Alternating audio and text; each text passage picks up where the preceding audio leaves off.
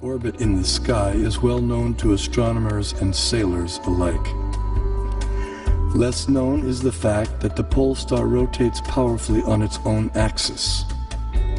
The ancient Vedic text called Matsya Purana explains, "The planets and stars are all attached to the pole star by invisible astral cords of wind called pravaha.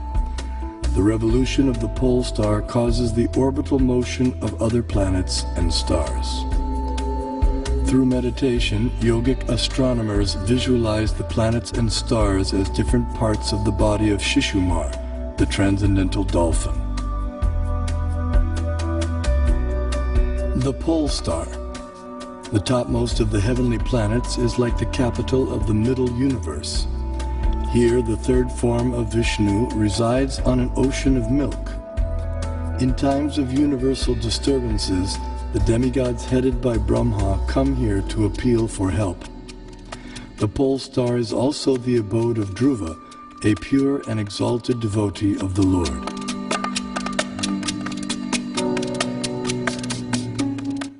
Now let's look at the workings of our solar system. The mainstream scientific notion has been to portray the solar system as heliocentric or sun-centered. In the Vedic geocentric model, the sun, planets, and constellations revolve around the Earth in an approximately 24-hour period. What may surprise many is that a geocentric or Earth-centered model is also capable of explaining the cosmic phenomenon with equal, if not better, accuracy, as is confirmed by many eminent scientists. Either CS could be used with equal justification. The two sentences, "the sun is at rest and the earth moves," or "the sun moves and the earth is at rest," would simply mean two different conventions concerning two different CS. We know that the difference between a heliocentric theory and a geocentric theory is one of relative motion only, and that such a difference has no physical significance. The heliocentric model has been widely propagated. It has never been proven.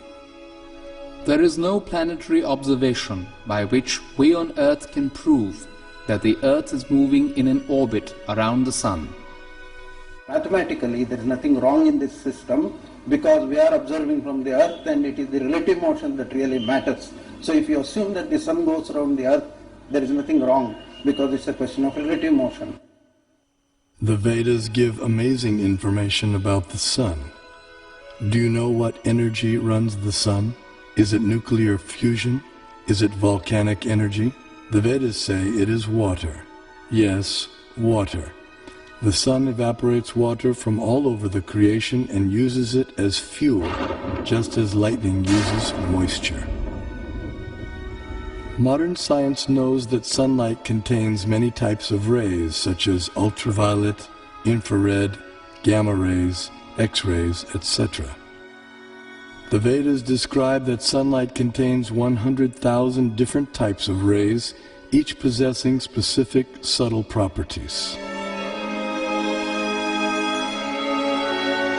Just as in a house, electricity regulates coolness, heat, light, sound, etc., so the sun's rays control heat and cold, day and night, summer and winter, darkness and light throughout the universe.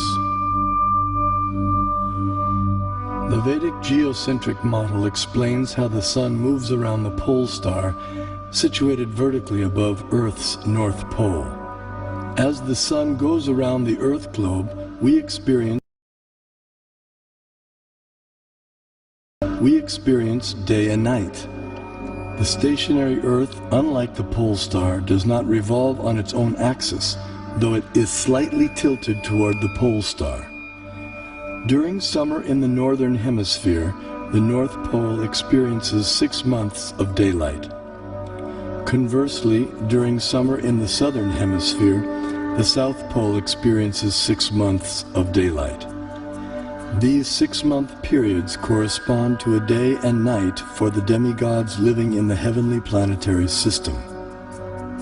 Vedic cosmology accounts for this phenomena by the vertical motion of the sun, technically called Uttarayana and Dakshinayana. The sun moves upward on an incline for half a year and then downward for the next half. This motion produces two effects on Earth, namely the changing of the seasons and the varying durations of day and night. Ordinary vision sees the sun to be a mere globe of fire. However, celestial vision reveals a personality residing over the sun. His name is Vivasvan, and he rides on a golden chariot pulled by 7 divine horses at a speed of 16,000 miles per second. The chariot has one wheel which moves on celestial Manasottara mountain. The horizontal shaft is linked to the axial hub of the universe, Mount Meru, and the diagonal shaft is linked to the pole star. With each circular path, the wheel gradually moves laterally inward for 6 months and then outward for 6 months. Similar to the chariot's vertical motion, this lateral action fine-tunes seasonal changes on Earth. When the orbital motion of the sun is viewed from above, its illumination is seen to extend out to half of the greater Earth plane.